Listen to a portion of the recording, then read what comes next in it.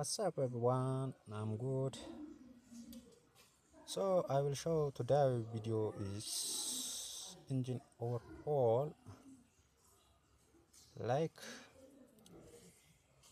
በአማርኛ ቀጥላለሁ። እሺ አሁን ይሄ መኪና የተፈታበት ዋናው ምክንያት ብሮንዚና ደርቦ ነው። አንደኛ ቤት ደርቧል፣ አንደኛ ቤት በጣም ሰፍቷል እና ስመጣ በጣም ሳውንድ ነበር፣ በጣም የተነዳ ነበር። ተጭኖ ነው የመጣው እኔ ጋር በጣም ሳውንድ ነበር፣ እንቋቋ ሳውንድ ነበር እና ሬሊ አስነስቼ ዘይት ጨምሬ አየሁት። ሳየው አንደኛ ቤት ብሮንዚና በጣም እንደምታዩት ነው። በጣም ሰፍቶ ነበር፣ በጣም ይንቋቋ ነበር። ሁለተኛ ቤት ደግሞ ደርቦት ነበር እና እንደምታዩት ይሄ BMW B8 ኢንጂን ይባላል። B8 ኢንጂን ባለ ሁለት ቱርቦ ቻርጀር ማለት ነው። ሶ ይሄ ኃይለኛ ፓወርፉል የሆነ ኢንጂን ነው እና ዋነኛው እኮ አሁን ከዚህ በፊት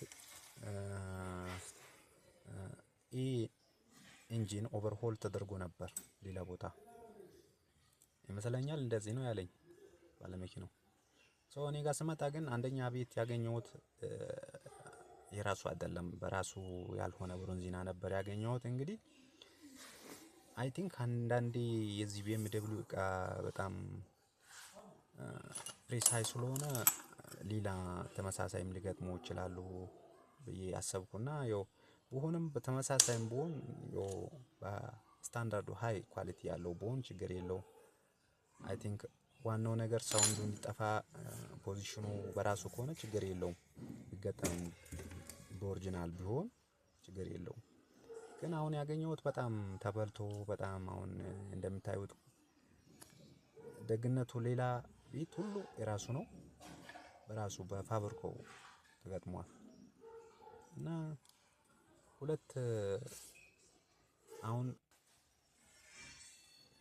አንደኛ ቤት ነው ኦልሞስት አንድና ሁለት በአንድ ቤላ ነው፣ በአንድ ኮኔክቲንግ ሮድ ነው፣ በአንድ ጆርናል ነው የምታሰሩት እና አንደኛ ቤት ሰፍቷል፣ ሁለተኛ ቤት ደርቧል። ስለዚህ አሁን በዚህ ምክንያት ነው የተፈተው። ከዚህ በፊት ደግሞ ኦቨርሆል ተደርጎ ነበር። በጣም የባልብ ድምጽ የሚመስል ነገር ነበር፣ በጣም እንቋቋ ነበር እና ስለዚህ የምትገጥሙት እቃ በጣም ስታንዳርዱን አይታችሁ ብትገጥሙ በጣም ጥሩ ነው እላችኋለሁ። ፋሚሊ መካኒኮች በጣም ወዳችኋለሁ። ፎሎ አድርጉ፣ ላይክ አድርጉ፣ ሰብስክራይብ አድርጉ። በጣም ወዳችኋለሁ።